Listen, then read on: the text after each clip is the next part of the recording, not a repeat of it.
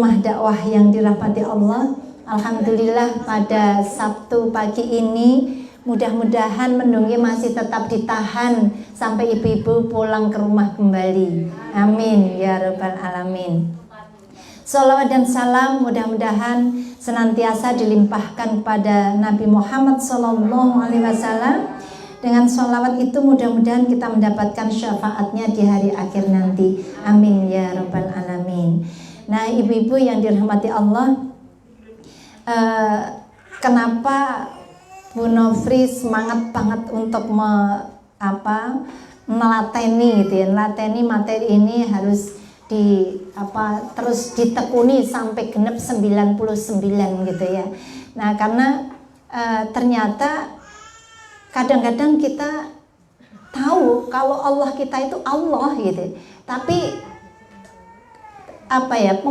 pendalamannya bahwa Allah yang sesungguhnya siapa, beliau punya nama-nama indah yang luar biasa, ini yang perlu kita gali. Makin mengenal Allah, makin merasa kecil kita ya, dan makin tampak kebesaran Allah yang luar biasa. Dan yang perlu kita pahami bahwa kesempurnaan seorang muslim itu yang pertama salimul akidah ya. Saya senang kalau ibu-ibu itu tampak ada bekasnya ketika kajian, yaitu dengan coret-coretnya ya.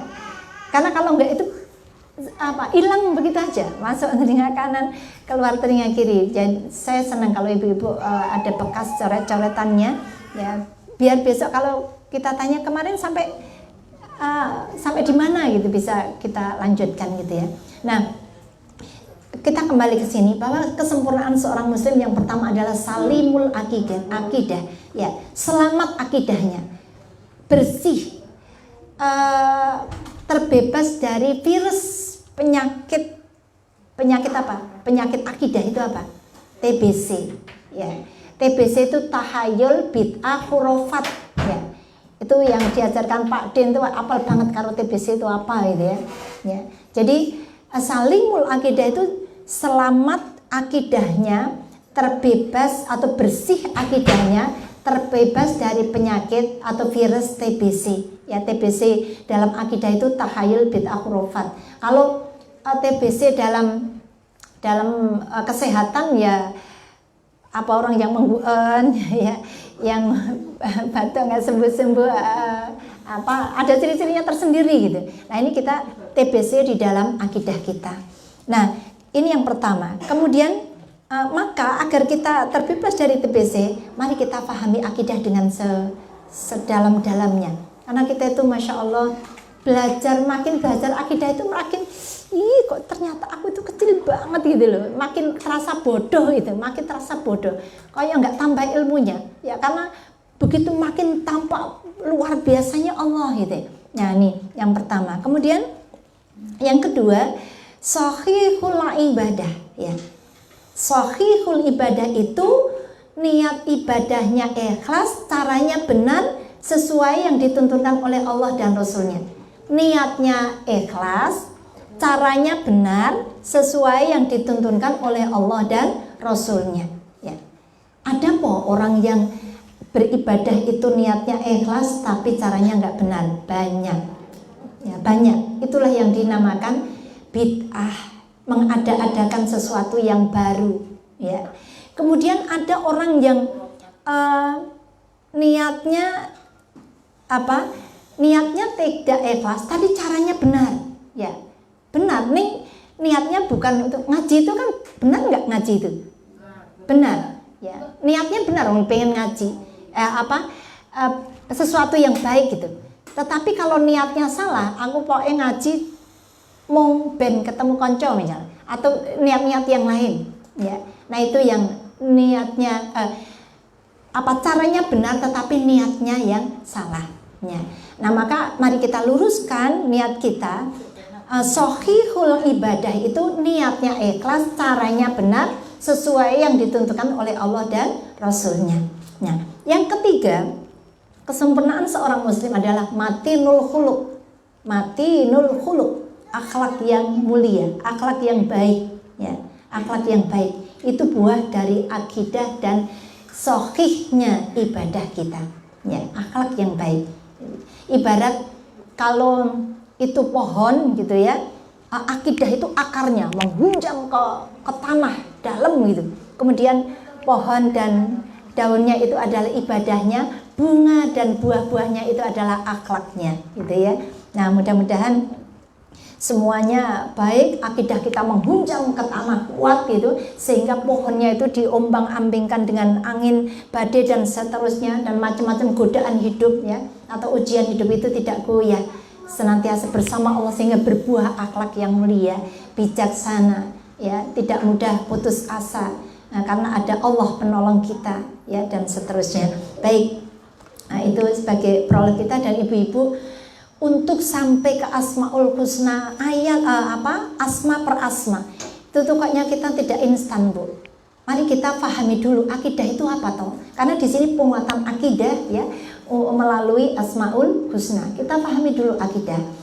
Ini akan kita mulai lagi dari awal atau kita lanjutkan dari yang kemarin? Oh, lanjut. Kemarin sudah sampai di mana? Nanti yang kemarin nggak ikut bisa minta ya. J. Kemarin sampai di mana? Ya, ini dulu, ini tok aja untuk apa ya? Kita review sedikit ya. Akidah itu apa toh? Ya. Akidah itu selama ini pemahaman Ibu apa? Akidah itu apa, Bu? Kalau ingat atau mendengar kata-kata akidah yang terbayang apa? Tauhid, mengesahkan Allah itu ya. Mengesahkan Allah. Terus ada lagi? Keyakinan, ya keyakinan. Apalagi? Pedoman. Ya, pedoman yang kokoh gitu ya. Nah, ternyata ini mari kita urai lagi pengertian secara etimologis bahwa akidah itu asal katanya aqoda ya. Yaqidu aqdan, aqidatan, simpul. Simpul itu apa? Tali ya. Tali ikatan perjanjian yang kokoh, perjanjian yang kokoh. Ya, dalam perkawinan pun ada suatu perjanjian yang kokoh, yaitu mitsaqon ghalidz. Hanya ada 2 di dalam Al-Qur'an itu. Kata-kata mitsaqon ghalidz, perjanjian yang kuat, yang kokoh ya. Maka kalau suami istri goyah ada persoalan itu seolah-olah goyah suatu rumah tangganya atau istananya itu goyah gitu ya. Ya, karena itu perjanjian yang kokoh ya. Jadi makanya jangan gampang-gampang pulangkan saja itu, karena itu merupakan pertalian yang kokoh itu, perjanjian yang kokoh. Nah, jadi akidah itu merupakan simpul ikatan perjanjian dan kokoh. Jadi akidah itu keyakinan yang tersimpul dalam hati, makanya tidak kelihatan. Mungkin kadang-kadang kita menilai, dia tuh jilbabnya besar. Kalau yang kaku mungkin dilihat ini badannya itu, mesti kayak akidahnya kuat. Belum tentu, belum bisa dikatakan dengan atribut-atribut seperti itu. Karena apa? Akidah itu adanya di dalam hati, ya, adanya di dalam hati. Bersifat mengikat ya, kuat. Kayak tali itu kalau udah diikat ya nggak gampang lepas gitu. Dan mengandung perjanjian. Perjanjian dengan siapa? Dengan Allah Subhanahu wa ta'ala. Nah, ini akidah. Nah, kemudian ini akidah yang kuat bagaikan pohon yang kuat yang memiliki akar yang kokoh dan cabangnya menjulang ke atas gitu. Itu akidah yang kuat, menghunjam ke dalam tanah. Nah, ini kita lewati aja. Ini di surat Ibrahim ayat 24 sampai 25.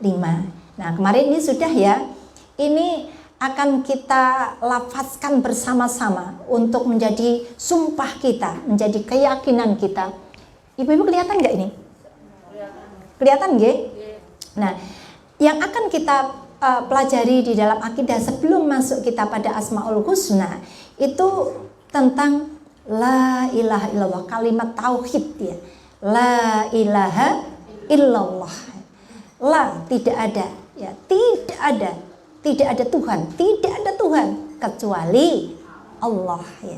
Benar-benar tidak ada sembahan kecuali Allah. Nah, konsekuensi kalau kita melafazkan atau mengucapkan atau bersumpah dengan la ilaha illallah, Itu bukan berarti yang penting aku wis syahadat, aku wis Islam, bukan seperti itu. Tapi la ilaha illallah itu ada konsekuensinya. Kalau kita sudah meyakini dengan penuh keyakinan, bersumpah dengan la ilaha illallah, maka konsekuensinya yang pertama adalah la khaliqa illallah. Ya. Tidak ada pencipta, tidak ada kecuali Allah. Ya. Atau mungkin ada di sini, bentar, biar mudah ibu-ibu dari jauh bisa melihatnya yang sudah saya buat.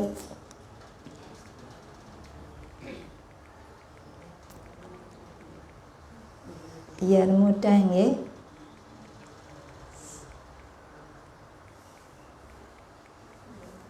Kalau enggak nanti kita kembali ke atas saja, Bu. Ya, bisalah kita sambil latihan membaca ini ya.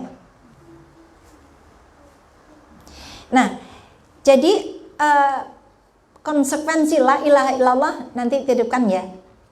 Coba semuanya dengan penuh keyakinan dari hati terdalam, karena ini kita bersumpah kepada Allah, la ilaha illallah. Mari kita ucapkan la ilaha illallah ya. Nah, konsekuensinya la khaliqa illallah. Mari. La malika illallah. La waliya illallah. La ghayata illallah. La razika illallah. La malika illallah. La hakima illallah. Nah, ini konsekuensi kalau kita sudah bersumpah dengan la ilaha illallah, tidak ada pencipta kecuali Allah. Di sini la khaliqa illallah. Tidak ada raja di raja, la malika illallah, malik yaumiddin, yang merajai hari pembalasan. Tidak ada raja di hari kiamat nanti kecuali Allah. La malika illallah. Ya, tidak ada raja di raja kecuali Allah. La waliya illallah, tidak ada pelindung kita, tidak ada kecuali Allah. Kalau ibu-ibu mungkin pelindungku, kalau Rasulullah mungkin pelindungku ki pamanku gitu ya. Itu kalau bukan digerakkan oleh Allah juga nggak akan. Allah siapa? Allah ya, ini wali ya, ya wali dalam Asmaul Husna, ya wali atau al wali ya. Ini la waliya illallah, tidak ada pelindung kita kecuali Allah ya. Maka setiap saat ibu-ibu mau bepergian, senantiasa melafazkan dengan kaki kiri, bismillahi tawakkaltu alallah la haula wala quwata illa billah. Seharusnya ketika kita melafazkan seperti itu, apa yang ada di dalam hati kita itu begini, bismillahi, dengan namamu ya Allah. Jadi kita itu berjalan kemana saja bukan atas namaku sendiri, tapi aku atas nama Allah loh. Bukankah kita khalifatullah fil ard, kita wakil Allah di bumi.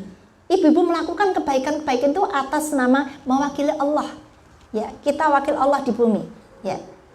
Nah, maka bismillah, atas namamu ya Allah, aku mau menuntut ilmu.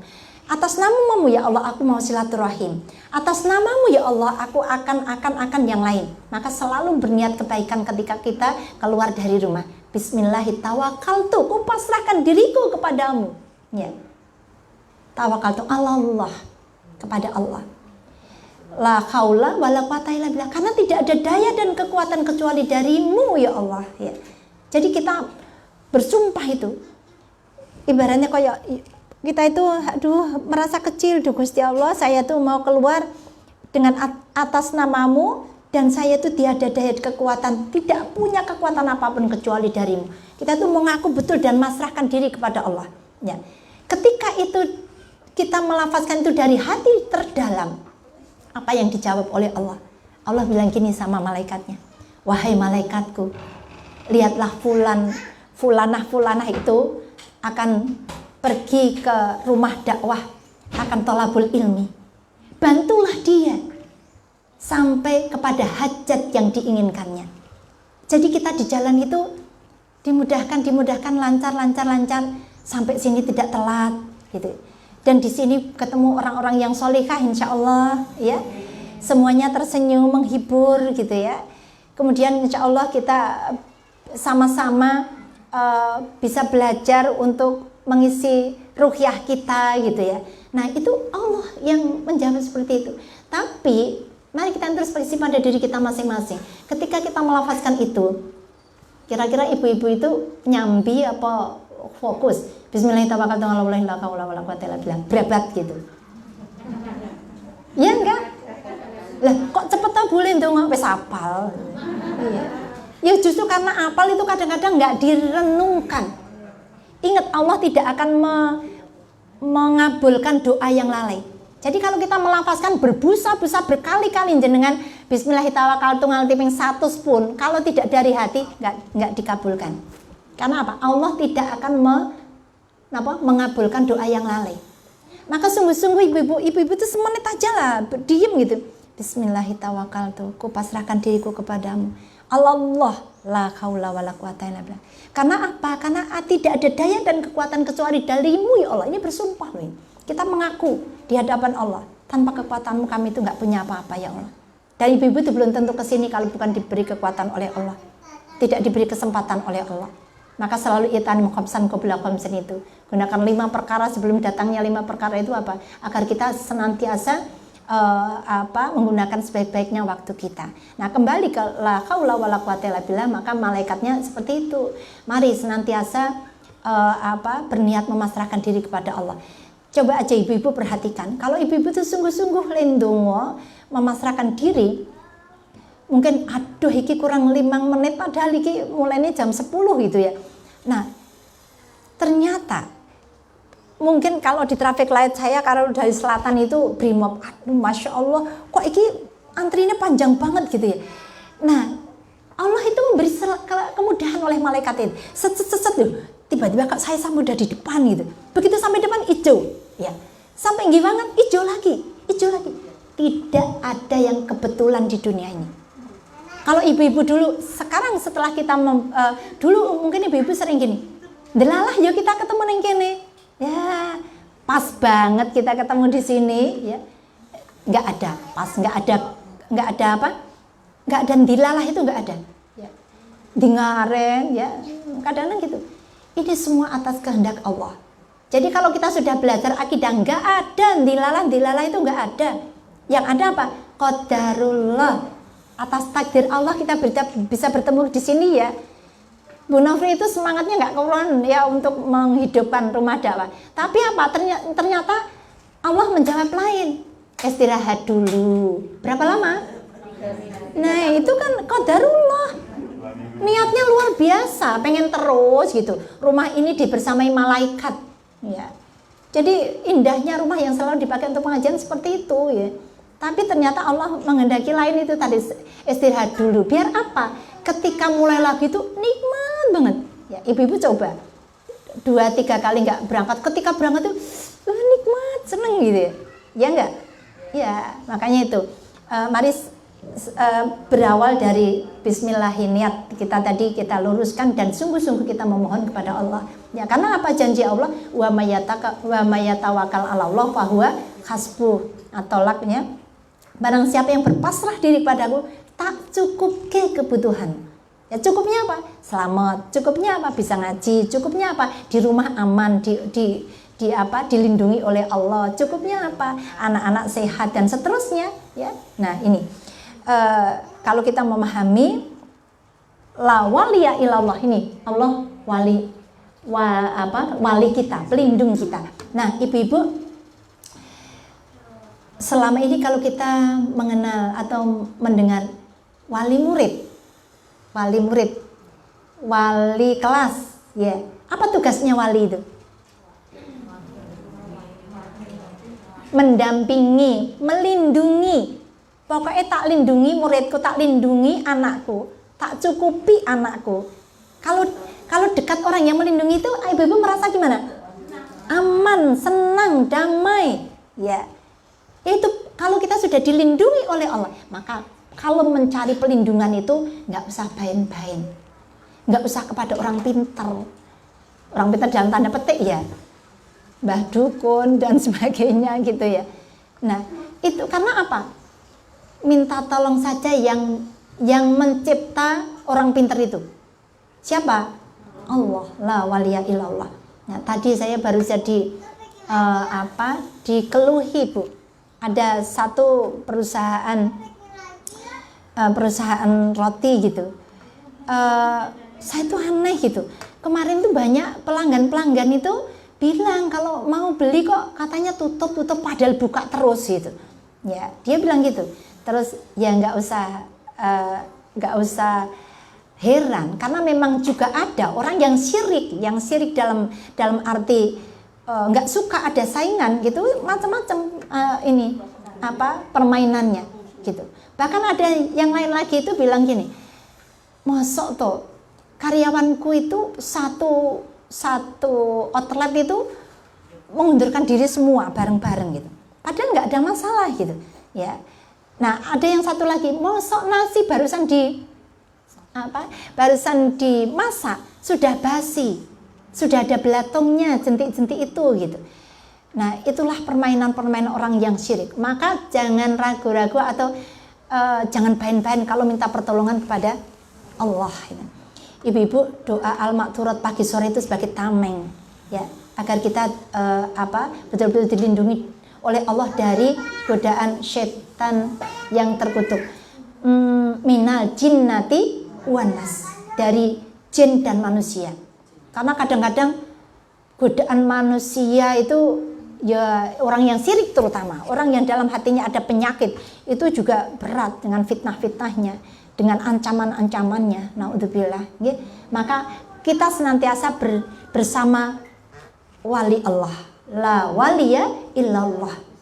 Setiap saat banyak-banyak menanam pohon surga. Ibu-ibu ingat ketika Isra Mi'raj, Nabi Muhammad bertemu dengan Nabi Ibrahim. Ya, Nabi Ibrahim berpesan, wahai Muhammad, sampaikan kepada umatmu agar banyak-banyak menanam pohon surga. Ya. Nabi Muhammad tanya, wahai Nabi Ibrahim, wahai kakek gitu ya, karena beliau keturunan Nabi Ibrahim. Kemudian pohon surga itu apa itu? Pohon surga itu kalimat la haula wala quwata illa billah. Ya. Karena itu pengakuan kita bahwa betul kita itu nggak punya daya dan kekuatan. Yang mengaku pinter pun nggak pinter tanpa ilmu dari Allah. Yang merasa hebat pun tidak hebat kalau tanpa pertolongan Allah. Ya. Dan orang yang merasa kaya pun sesungguhnya miskin tanpa kekayaan dari Allah, ya goni ya mughni. Ya.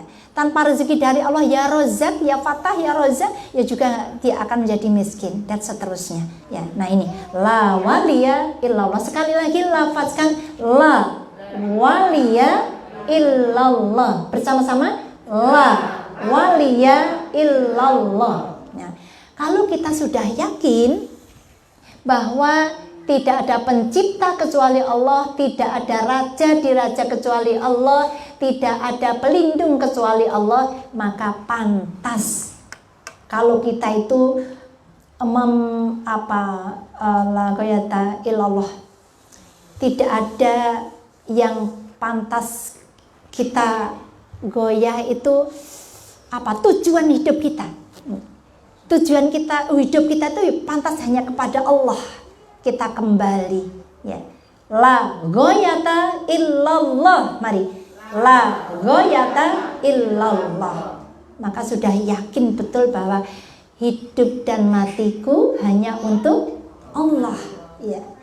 Kalau ada orang yakin aku mencintaimu sehidup semati dia gitu ya, ternyata satu mati yurawani ki melu-melu weng ya. Kalau janji-janji seperti itu nggak percaya. Tapi kalau la waliya illallah, ghayata illallah, tidak ada tujuan hidup kita kecuali Allah ya. Nah ini akhirnya kita bisa menyerahkan hidup kita kepada Allah. Kemudian di sini la razika illallah. La razika illallah ya. Tidak ada pemilik rezeki dan yang memberi rezeki kecuali Allah. Ibu-ibu sering nggak berpikir gini, wah yakin sesok gajiku turun gitu ya. Ya, yakin kok aku tanggal sekian turun gitu. Ternyata kalau masih ditahan oleh Allah rezeki kita itu, mbok diogrok-ogrok kaya apa ki ya nggak akan sampai. Tetapi kalau sudah menjadi rezeki kita, kita nggak minta pun Masya Allah mengalir terus gitu. Ibu-ibu pernah begitu nggak? Pernah gitu. Ya. Itulah agar kita itu ketika kita merasa yakin gitu rezeki kita, oh biar kita meyakini bahwa kalau Allah belum menghendaki sampai kepada kita, berarti belum saatnya menjadi hakku, ya belum menjadi hakku, betul masih ditahan oleh Allah. Itulah la razika illallah, la malika illallah ya. Kalau di sini Maliki Yaumiddin, kalau di sini Maliki Yaumiddin lebih panjang ma-nya. Kalau di sini la malika illallah. Ini di dalam surat An-Nas, Qul a'udzu birabbin nas, malikin nas ya. Malikin nas apa rajanya? Aku Qul a'udzu birabbin nas. Katakanlah aku bersumpah memohon kepada Tuhannya manusia. Qul a'udzu birabbin nas, malikin nas ya. Rajanya manusia, ilahin nas ya. Nah, ini jadi sesembahan manusia. Nah, di sini ya, raja manusia. Ini penguasa, ini raja.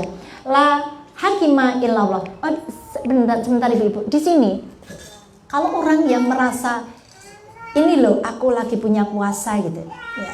Punya kekuasaan, mengaku paling punya power gitu ya.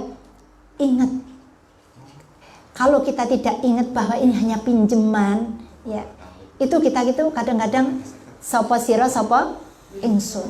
Mumpung aku punya jabatan, mumpung aku punya pengaruh, mumpung aku masih kaya, mumpung aku masih paling gitu. Itu bisa-bisa akan timbul sifat sombong. Tetapi di sini mari kita pahami dengan ayat yang lain. Qulillahumma malikal mulki tu'til mulka man tasya wa tanzi'ul mulka mimman tasya wa tu'izzu man tasya wa tudhillu man tasya biyadikal khair innaka ala kulli syai'in qadir. Ya. Di situ dinyatakan bahwa tulijul laila fin nahari wa tulijun nahara fil lail. Allah itu kecil atau gampang memperjalankan matahari dari pagi. Qulillahumma malikal mulki tu'til mulka man tasya ya. Bahwa kekuasaan itu milikku kata Allah. Hanya kupinjamkan kepada siapa yang kukehendaki, suatu saat tak tarik lagi ya. Jadi kalau ada presiden kemudian ganti presiden, berarti pas ditarik itu tadi yang kekuasaannya itu. Jadi gubernur, dari Pak RT, jadi apapun tuh, kalau pas pensiun, oh berarti lagi ditarik lagi sama Allah. Dulu bukan pejabat, dikasih jabatan, dipinjemi itu sama Allah. Suatu saat pensiun, oh ditarik lagi. Qulillahumma malikal mulki tu'til mulka man tasya wa tanzi'ul mulka mimman tasya. Orang itu kalau lagi punya kuasa, dihormat-hormat di mana-mana. Ya. Mau naik mobil dibawakan tasnya, dibukakan, ditutupkan pintu mobilnya. Mau pakai sandal sepatu tinggal begini, ya mau duduk kursi dimajukan dimundurkan nanti gegeblak gitu ya. Saking sok merasa raja diraja tadi loh ya. Tapi ingat bahwa itu hanya pinjaman ya. Kalau lagi punya kuasa dimuliakan oleh Allah itu juga pinjaman. Tapi ketika ditarik sudah nggak punya jabatan, sudah nggak hebat lagi ya, kira-kira orang-orang masih mengeluk-elukan kita nggak bahkan tasnya bawa dewe gitu ya. Itu nah tuh nyapa aja belum tentu siapa sih dia, apalagi ketika berkuasa dia aniaya kepada yang dipimpinnya. Nah ini ibu-ibu, di sini letaknya la malika illallah ya. Jadi tidak ada penguasa, tidak ada raja ya kecuali Allah. La hakima illallah, tidak ada hakim yang paling bijaksana kecuali Allah ya. Maka kalau di sini di dunia kita tidak mendapatkan keadilan ya dalam berbagai persoalan kita, ingat ada pengadilan yang paling adil yaitu di akhirat nanti ya. La hakima illallah. Nah, inilah yang dikatakan sebagai kalau kita sudah meyakini ini, la razika illallah, la malika illallah, la hakima illallah, maka kita sudah pantas untuk meyakini ini, la ma'buda illallah. Kalau tadi konsekuensinya ini la goyata illallah, kita menyerahkan hidup kita kepada Allah, menyerahkan, tidak ada tujuan hidup kita kecuali Allah. Kalau di sini la ma'buda illallah, oh kalau begitu aku hanya beribadah kepada Allah, karena Allah yang sudah mencukupi segala kebutuhan itu tadi ya. Tidak ada yang mencukupi rezeki kecuali Allah dan sebagainya tadi ya. La ma'buda illallah, tidak ada yang pantas kusembah kecuali Allah. Iyyaka na'budu wa iyyaka nasta'in. Ibu-ibu senantiasa bersumpah ya, tidak ada hanya kepadamu lah ya Allah aku menyembah, dan hanya kepadamu lah ya Allah aku mohon pertolongan. Nah di sini la ma'buda illallah, tidak ada yang pantas kita sembah kecuali Allah ya. Akhirnya kita menyerahkan diri kita atau ibadah kita hanya kepada Allah. Iya karena butuh wa iya karena nasta'in. Inilah yang dinamakan tauhidul ibadah. Tauhid ibadah di sini. Karena nanti akan ada tauhidul uswah. Tauhidul uswah itu gini prinsipnya. Loh, caranya nyembah sama Allah itu meniru siapa? Gitu loh, ya. Hablum minallah dan hablum minanas itu meniru siapa? Itulah tauhidul uswah. Ibu-ibu meniru siapa? Rasulullah Muhammad sallallahu alaihi wasallam. Maka setelah asyhadu alla ilaha illallah wa asyhadu anna Muhammadan Rasulullah. Nah itu ya Allah, ini review aja sudah menghabiskan waktu, Bu. Tapi mudah-mudahan yang baru rawuh bisa lebih paham nggih. Ya. Nah, ini istilah akidah itu ada orang yang menyebutnya kadang iman, tauhid, usuluddin. Usul itu dasar ya, usul fikih, landasan fikih ya. Usuluddin itu dasarnya atau landasannya beragama. Din itu beragama. Kalau Nuruddin itu cahayanya agama. Masya Allah, nggak tahu ya siapa ya. Masya Allah, pantasan selalu bercahaya gitu ya, karena menjadi cahaya yang menyelamatkan agama kita. Agama kita nggak agama kita gitu ya.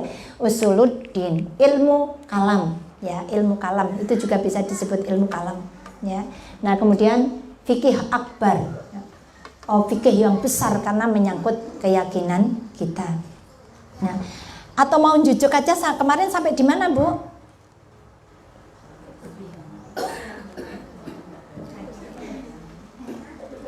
Coba sampai ini ada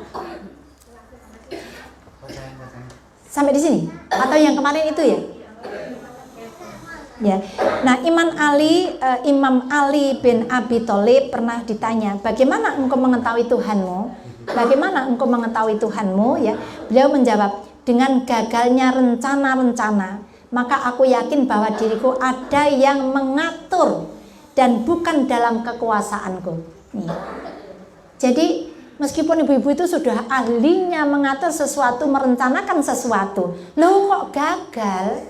Ya, Imam Ali sebagaimana keyakinan Imam Ali bahwa ketika kita gagal terhadap suatu rencana, kita segera sadar bahwa ternyata diri kita itu ada yang mengatur, yang maha ya.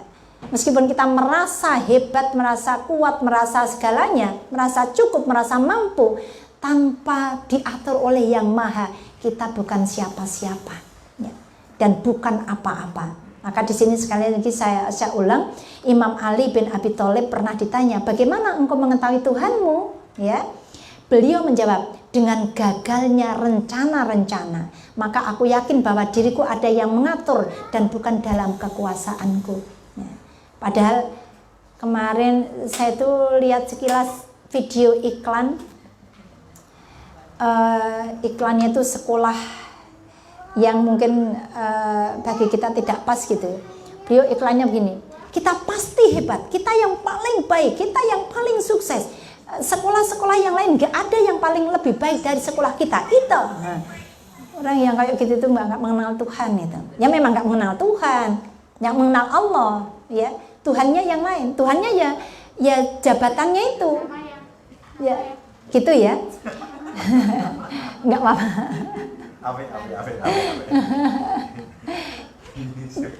Ibu-ibu, jadi putra putri wayah-wayah yang kadang ikut ngaji, kita doakan insya Allah putra putri wayah-wayah inilah yang kelak beliau-beliau yang akan menjadi tokoh-tokoh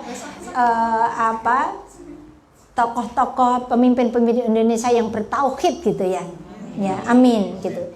Kelihatannya main-main tapi sesungguhnya dia merekam ya. Anak yang biasa diajak ngaji itu akan cepat mudah dipahamkan ilmu agama dan akan mudah menghafal Al-Qur'an itu.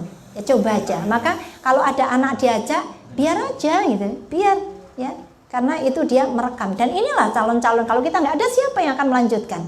Ya, gitu. Baik. Nah ini kok jujuk sibgoh Allah ini, ya. Nah sebelumnya kalau orang sudah tauhidnya sudah mapan, itu akan mendapatkan sibghatullah. Sibghatullah itu celupan Allah gitu. Ya ibarat ibu-ibu wenter itu apa? Nek mau warna ada istilah lain naptol ya. Ibu-ibu punya jeans kemudian kok sudah sudah pudar gitu di naptol lagi. Nah itu celupan, dicelupnya. Orang-orang yang sudah akidahnya kokoh gitu ya, itu akan mendapat celupan dari Allah. Lah celupannya apa nih? Hatinya, orang yang sudah menjadikan sibghatullah ya. Maka kami itu kadang-kadang membuat istilah lain. Kalau anak keluar dari pesantren kok tidak istiqomah dengan ilmu yang didapatkan dari pesantren, berarti dia belum mendapatkan sibghahnya atau ilmu utamanya dari pesantren itu kan gitu ya. Baru ada di akal, belum sampai ke hati gitu. Nah, ini sibghatullah itu hatinya akan melahirkan keyakinan yang benar. Ya, i'tiqad as-shabih ya. Melahirkan motivasi niat yang ikhlas. Apapun diniati karena Allah, bukan yang lain. Itu kalau sudah mendapatkan celupan Allah ya. Enggak penting lagi. Kemarin ada teman saya begini, dia itu direksi bank terkenal di Jakarta sampai penghasilannya aja udah miliaran gitu ya. Rumahnya juga megah di tengah kota di Jakarta juga, mobilnya mewah-mewah banyak gitu. Tapi dia tinggalkan karena apa? Meninggalkan karena aku nggak mau riba lagi. Terus hijrah ke Jogja. Hijrah ke Jogja apa? Jualan nasi ya. Jualan nasi tiap Senin Kemis ada teman-temannya itu mengumpulkan uang untuk memberi buka anak-anak pesantren ya. Terus teman-temannya itu masih selalu menggoda, ayo eman jabatanmu ya, eman rumahmu dan sebagainya. Enggak, aku sudah nyaman, aku sudah bersama Allah gitu ya. Jadi dia nggak eman lagi untuk melepas jabatannya, kenikmatannya. Istrinya itu malah sehati. Awal-awalnya juga agak goncang keluarganya itu, karena biasanya tiap bulan gajinya sekian. Kan sekarang kalau nggak obah tangannya nggak makan istilahnya. Ya.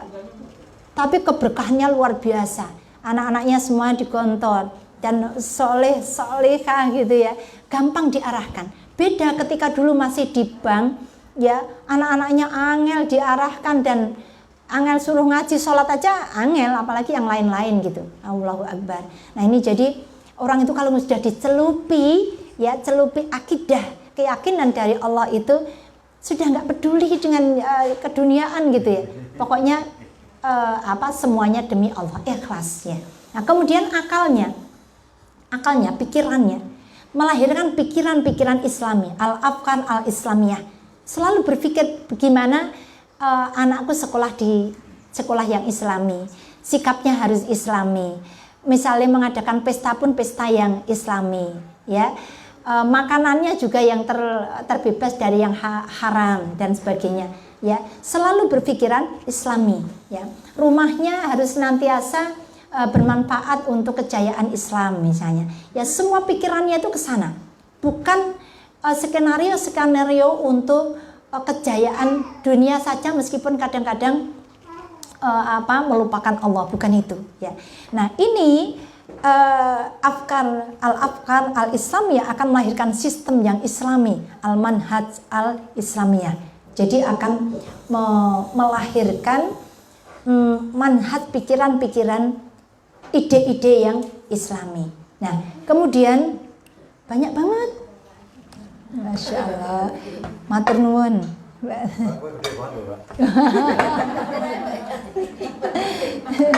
Matur nuwun. Makasih Mbak Yani. Ya. Nah, kemudian jasadnya ibu-ibu, ya, jasadnya. Seperti apa jasad kita, badan kita ini? Melahirkan amalan solih. Al-a'mal as-solihah. As-solih ya, kalau putih ya as-solihah, kalau kita ya kalau laki-laki yang solih gitu ya. Yang umum itu ya solih gitu. Nah, sebagai tanfis dari keinginan hati dan rancangan akal ya. Jadi sikap-sikap kita pun Islami ya. Kalau ketemu teman ya Masya Allah, yang senantiasa tersenyum, karena apa? Sodako. Kalau menang sodako gitu. Sodako apa?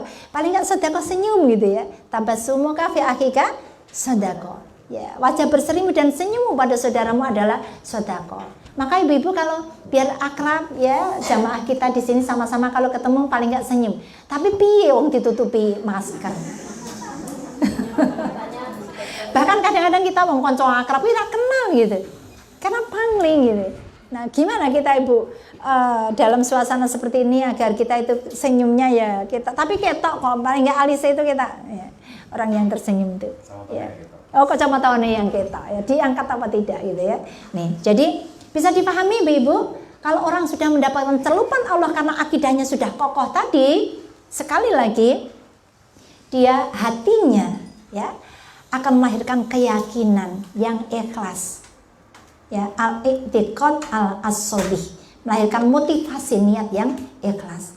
Kemudian akalnya, pikirannya melahirkan pikiran-pikiran, ide-ide yang Islami ya. Kemudian jasadnya melahirkan gerakan yang sholih ya. Begitu azan salat cepet-cepet, awak iki gampang, ringan diajak ibadah ya. Ngaji itu ringan gitu ya.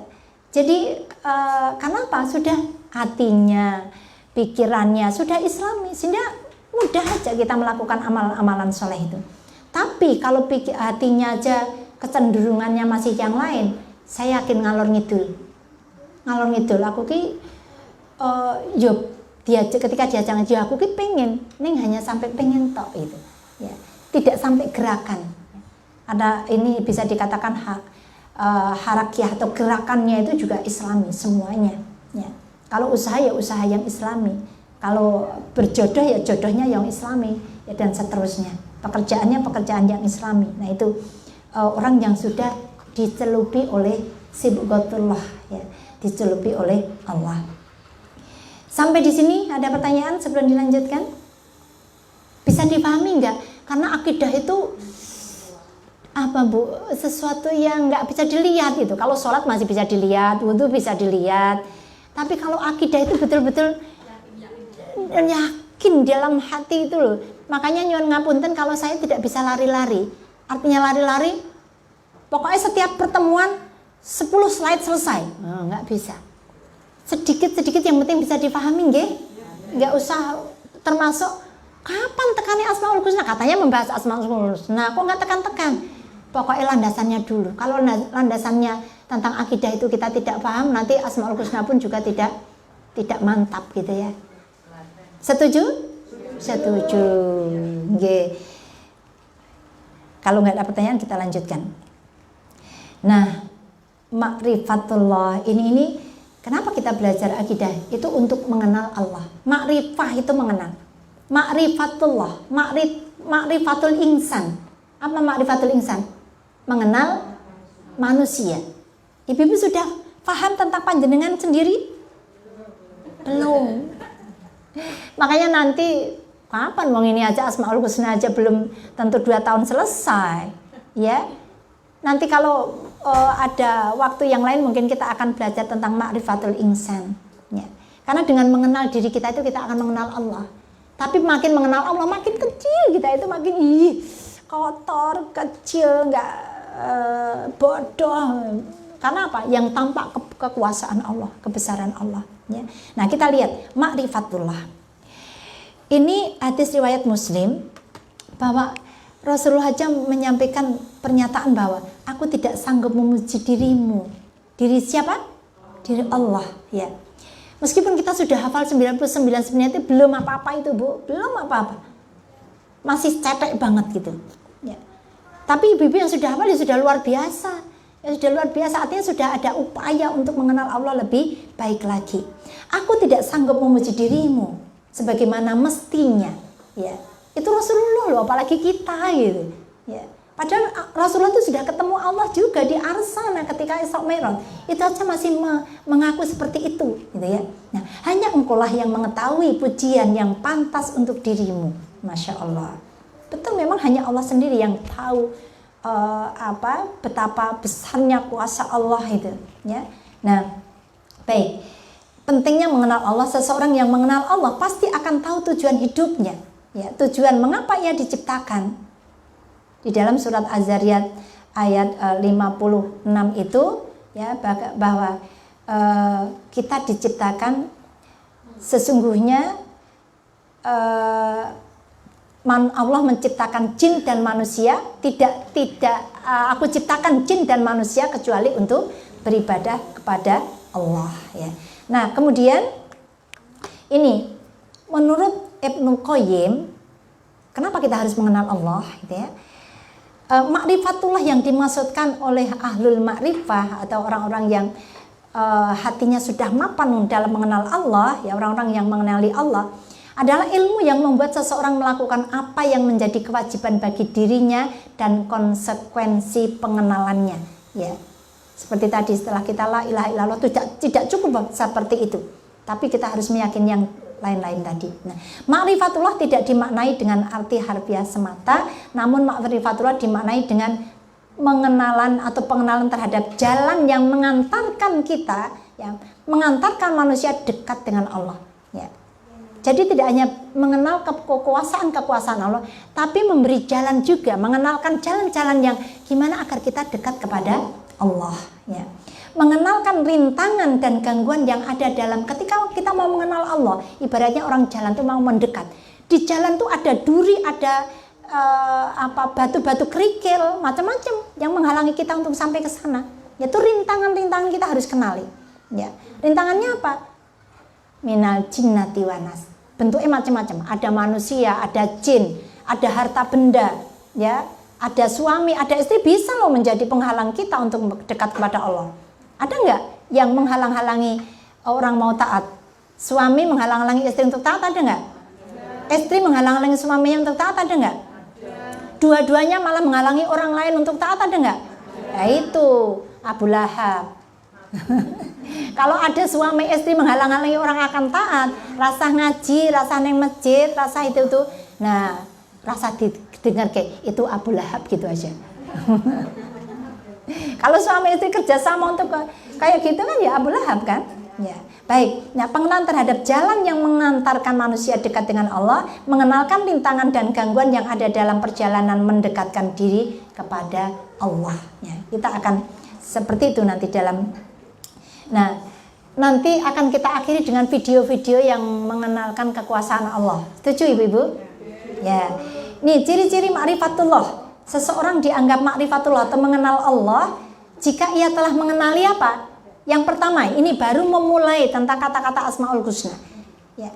ciri-ciri orang yang mengenal Allah. Ma'rifatullah itu orang yang mengenal Allah, ya. Yang pertama dia akan mengenal asma Allah, ya, asma Allah. Yang ibu-ibu sudah hafal itu, ya, tuh. Ya. Kemudian yang kedua akan mengenal sifat-sifat Allah, ya. Kalau dulu waktu kecil saya itu diajari pujiannya itu gimana? Gusti Allah Maha Kuasa. Bukan itu, yang itu loh. Allah wujud kidam baqa mukhalafatul lil khawadisi qiyamuhu binafsihi wahdaniyat qadrat iradat ilmu hayat sama basar kalam. Terus muridan apa itu ya? Penyambungnya apa? Mungkin yang dulu juga kenal, ya. Jadi itu sifat-sifat Allah dan sifat mustahilnya Allah, ya. Di situ sifat-sifat Allah. Kalau orang yang sudah ma'rifatullah akan mengenal itu. Kemudian yang ketiga af'al, perbuatan Allah, ya. Perbuatan Allah itu misalnya apa? Ibu-ibu,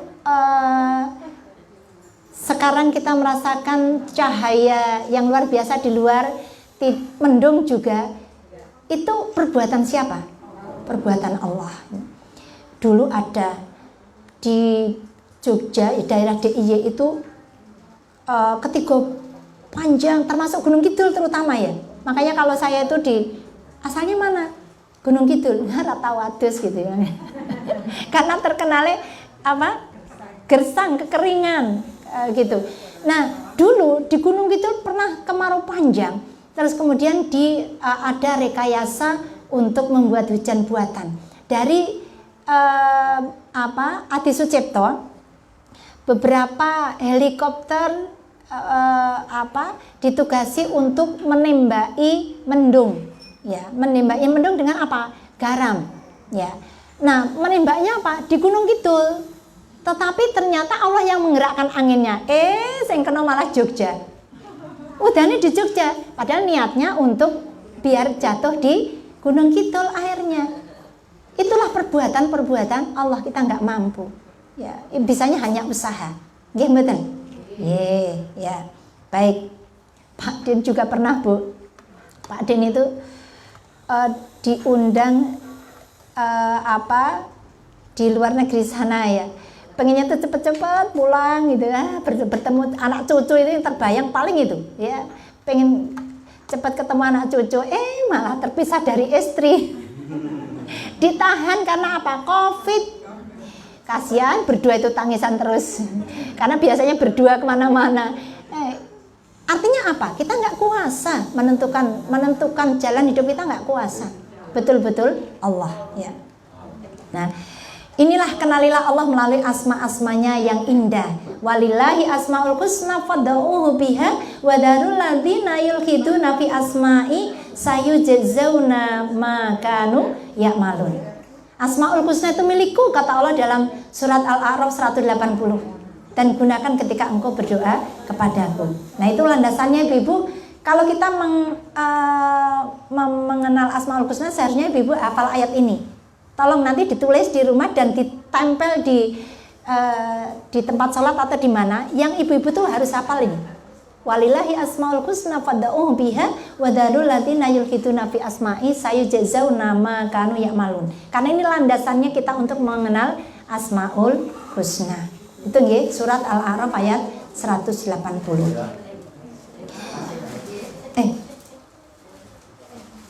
Sampun, Bu? Silakan. Kalau sudah, nanti sambil ngunjuk nggih, kita akan menyaksikan video tentang perbuatan-perbuatan Allah, ya. Perbuatan-perbuatan Allah. Ya. Sampun siap? Sampun siap? Bentar, tak besarkan. Mic-nya hanya satu. Nanti speakernya di mana? Oh, nanti mungkin mari ke sana. Coba nanti kita lihat dulu. Speakernya di mana? Di ini. Ini, kecil. Kecil. Iya. Nah, nanti kita taruh di sini. Oh iya. Yes, ya. Kita taruh sini nanti. Iya. Coba. Baik Ibu-ibu, mari kita lihat contoh-contoh perbuatan Allah seperti apa. Ya, nih. Aduh. Mudah-mudahan bisa. Bentar, ulang lagi.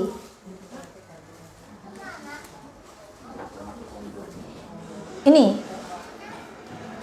Itu apa, Bu? Oh, di sana kok, Pak Din.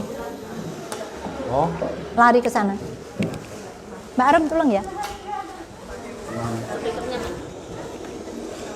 Nih. Ini nih.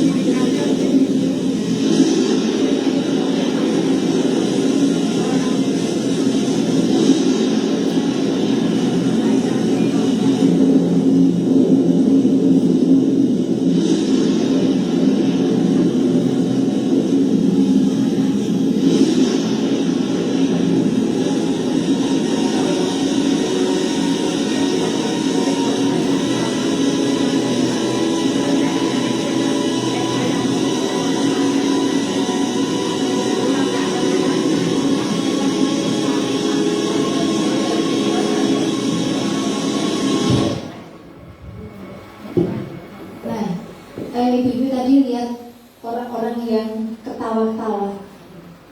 Kalau kita ngomong astagfirullah, astagfirullah, la ilaha illallah gitu ya, itu tergantung kebiasaan orang.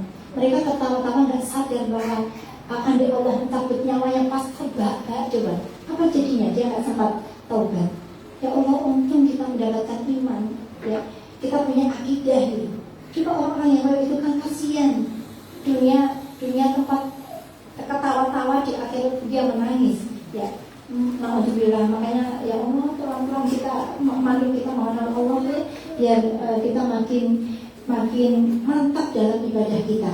Nah, ibu-ibu, jadi betapa dahsyatnya kita makin mengenal Allah ini baru perbuatan Allah, belum sifat yang lain lagi ya. Baru tentang hutan beliau aja. Kita kadang-kadang melihat tuh ini pesawat yang super gitu ya, super cepat, super gede gitu, itu udah hebat ya. Ternyata bagi orang yang sebul aja ya kecil. Nah, itu ternyata kiamat subur. Ini kiamat Bu. Alangkah lebih ngerinya ketika nanti kiamat kubro, kiamat yang sesungguhnya. Maka Allah aja dilatih di sana, tidak ada yang lebih kuasa dari itu. Nah, mari kita lihat yang lain. Nah ini luar biasa ya. Wal-arda madadnaha wa alqaina fiha rawasiya wa ambatna fiha min kulli zawjin bahij ya. Ini dan kami ini dalam surat Qaf ayat 7, dan kami hamparkan bumi itu dan kami letakkan padanya gunung-gunung ya. Kalau ibu-ibu di Jogja lihat pemandangan Gunung Kidul, Bantul itu kan gunung-gunung, itulah ciptaan Allah. Kalau simbah-simbah bilangnya, wiki pakuning bumi. Jadi nek gunung kuwi dirempeli, nah sekarang Gunung Kidul itu masalah banyak yang gundul. Karena apa? Dipaprasi, dibuat kars-karsnya diambil untuk perusahaan-perusahaan, dibuat macam-macam gitu ya. Kita khawatir apa? Nek pakuning bumi kuwi dipaprasi, joko bumine goyang jan gitu. Ya, nih Allah yang memancarkan, kami letakkan padanya gunung-gunung ya yang kokoh, dan kami tumbuhkan padanya segala macam tanaman yang indah dipandang mata ya. Jadi kalau ibu-ibu nata bunga di sepanjang jalan ini, dari sini sampai jalan sana itu saya memperhatikan bunga, wah ibu-ibu ini lagi disayang Allah ini dikasih kesempatan untuk bisa tumbuh di sekitarnya itu tumbuh-tumbuhan yang beraneka warna.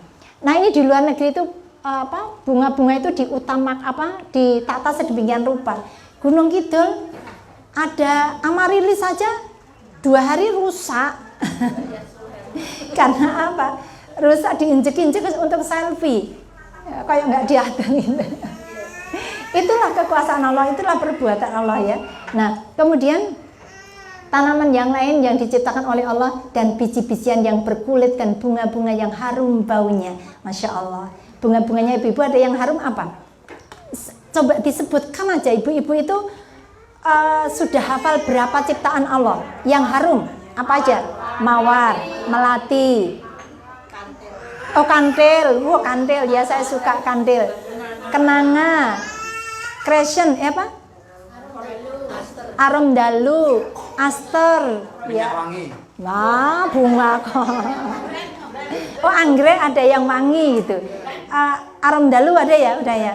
Nah, ibu-ibu hanya kenal berapa? Padahal banyak banget ciptaannya Allah yang wangi-wangi. Lihat ini, yang harum baunya, biji-bijian, ya, dan biji-bijian yang berkulit, dan bunga-bunga yang harum baunya. Yang berkulit itu apa? Ya kacang itu berkulit. Durian berkulit, ya banyak banget, jeruk dan sebagainya ya. Nah ini kemudian kita lihat coba, siapa yang ngajari kupu-kupu itu cari makanan di sini? Kenapa tidak minta di rumah ini? Yang ibu-ibu punya makanan banyak enak-enak atau ini? Kenapa nggak minta ke sini? Siapa yang ngajari dia itu bisa tahu bahwa makanannya ada di bunga itu? Siapa? Allah, itulah perbuatan Allah. Fabi ayyi ala rabbikuma tukadziban. Ya. Coba itu. Hamid, aduh, keinjek. Coba perhatikan, ibu-ibu hafal enggak bunganya? Ayo perhatikan.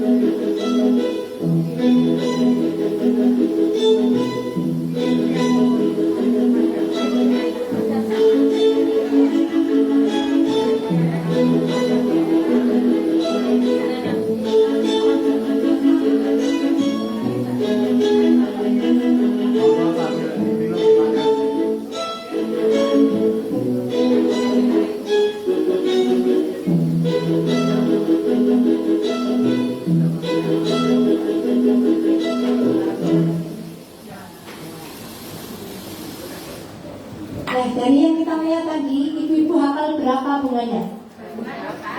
Apa aja? Mawar, mesti. Grek, lili, gladion, terus sedap, ada sedap malam, ada sedap malam, bunga jeruk, bunga bakung, kemudian yang di air itu apa? Teratai, ya. Bunga desa. Wow, bunga desa. Baru itu padahal ternyata banyak banget macamnya bunga-bunga yang diciptakan oleh Allah itu. Artinya ada begitu kecilnya kemampuan kita dan begitu luar biasanya Allah yang menciptakan. Wong kita cuma ngapalke aja ra iso apalagi menciptakan. Ibu-ibu nanam sudah kangenan ya ora urip kalau Allah nggak menghendaki kan? Nggih. Baik. Nah, ini juga gunung-gunung yang berwarna-warni itu ternyata sudah ada di dalam Al-Qur'an itu. Nggih. Nih. Bisa nggak nih? Lama, memang lama. Tapi sudah, nggih, mungkin ibu-ibu insya Allah akan kita lanjutkan pada kesempatan yang lain. Mudah-mudahan yang sedikit ini ada manfaatnya dan mohon maaf atas segala salah dan khilaf saya.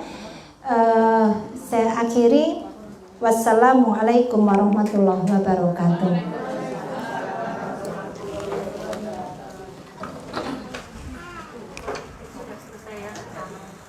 Oh, Bang.